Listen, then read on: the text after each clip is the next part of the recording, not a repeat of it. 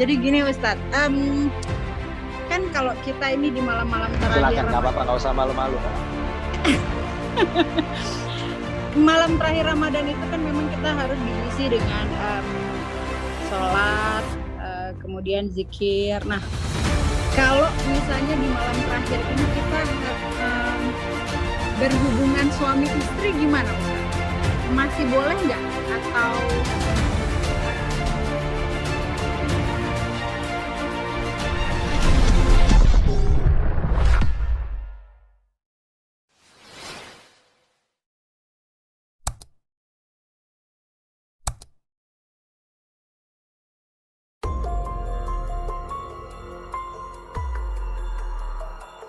Artis Ola Ramlan curhat kepada Ustadz Abdul Somad mengenai urusan ranjang.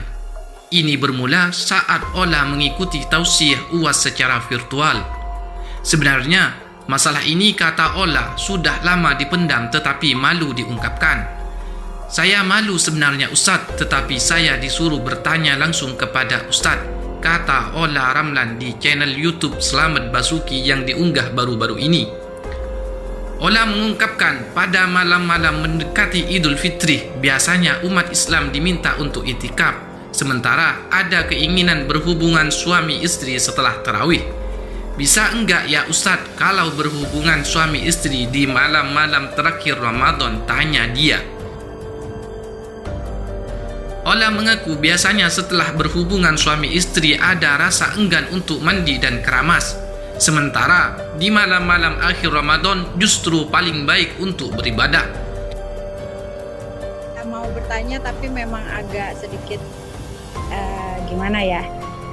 malu sebenarnya, tapi nggak apa-apa harus nanya. Kata Ari suruh nanya langsung aja.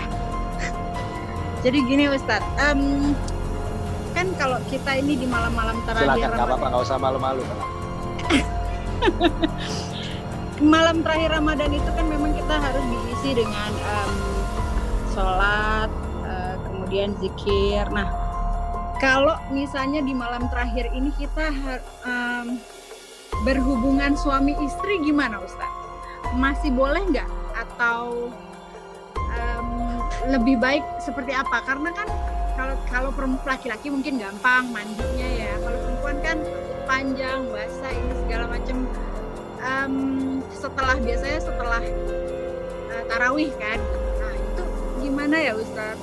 Apa yang sebaiknya dilakukan? Mendengar pertanyaan Ola, Ustadz Abdul Somad tersenyum. Dia mengatakan hubungan suami istri di malam-malam terakhir Ramadan diperbolehkan. Memang di malam-malam terakhir bulan Ramadan umat Islam diminta iktikaf. Akan tetapi bagi yang ingin berhubungan suami istri boleh saja, ucapnya. Bila malas mandi hadas besar, lanjutnya cukup berwuduk saja, kemudian dilanjutkan tidur lagi sambil berzikir. Orang yang berhadas besar tidak bisa membaca atau memegang Al-Quran, tetapi tidak dilarang untuk berzikir, pungkas UAS.